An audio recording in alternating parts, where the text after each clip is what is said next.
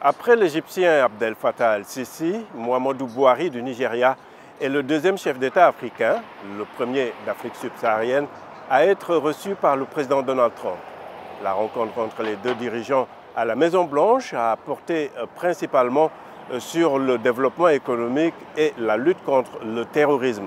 Pour le président Donald Trump et son homologue nigérian, l'objectif est de montrer que cette polémique sur des propos qu'aurait tenus le locataire de la Maison-Blanche il y a quelques mois est aujourd'hui dépassée et qu'il faut se focaliser sur l'avenir. Le Nigeria, premier pays africain producteur de pétrole, première économie et pays le plus peuplé du continent. Pour toutes ces raisons, la présence de Muhammadu Buhari est plus que justifiée. Mais la question sécuritaire est certainement la priorité des priorités pour les deux chefs d'État. C'est un honneur d'être avec le président Buhari du Nigeria. Nous avons plein de choses que nous faisons ensemble, surtout en ce qui a trait au terrorisme. Le sujet qu'il était presque impossible d'éviter devant la presse était lié aux propos insultants qu'aurait tenus le président Trump il y a quelques mois sur l'Afrique. Les deux hommes ont essayé de minimiser ce qui avait irrité beaucoup sur le continent. Je ne suis pas sûr de la validité ou non de ces allégations contre le président. Donc, pour moi, la meilleure attitude est de ne pas en parler. Nous n'en avons pas discuté. Et il est vrai qu'il y a des pays qui sont en mauvais état et sont des endroits très durs. Nous n'avons pas discuté parce que le président me connaît et j'apprécie.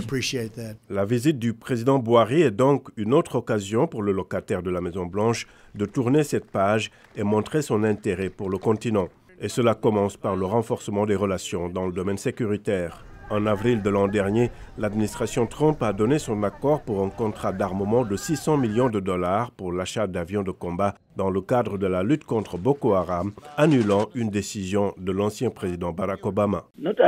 Ce n'était pas de la méchanceté de la part de l'administration Obama, mais à cause de la loi Leahy, qui était à la base du refus de nous vendre du matériel militaire à cause d'allégations de violation des droits de l'homme. Non pas que cette question ne soit pas importante, mais nous sommes contents que le président Trump ait mis tout ça de côté et donné son accord pour la reprise des ventes d'armes et la formation au Nigeria. Le gouvernement nigérian déplore toutefois la lenteur dans l'exécution de ce contrat d'armement et espère que la visite du président Buhari va aider à raccourcir les délais de livraison des avions de combat prévus pour 2020. Et sur le plan économique, le président Buhari a fait part de la volonté du Nigeria, fortement dépendant du pétrole, de diversifier les secteurs rentables.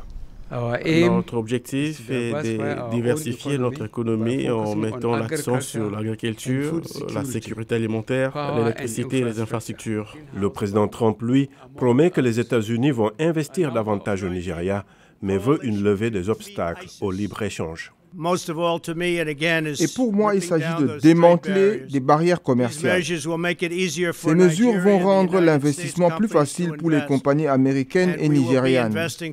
Et nous allons beaucoup investir au Nigeria si ce pays peut créer cet environnement. Le président Buhari était venu à Washington avec un objectif bien clair, celui de convaincre Washington d'accélérer la livraison des commandes d'équipements militaires et booster les investissements américains au Nigeria.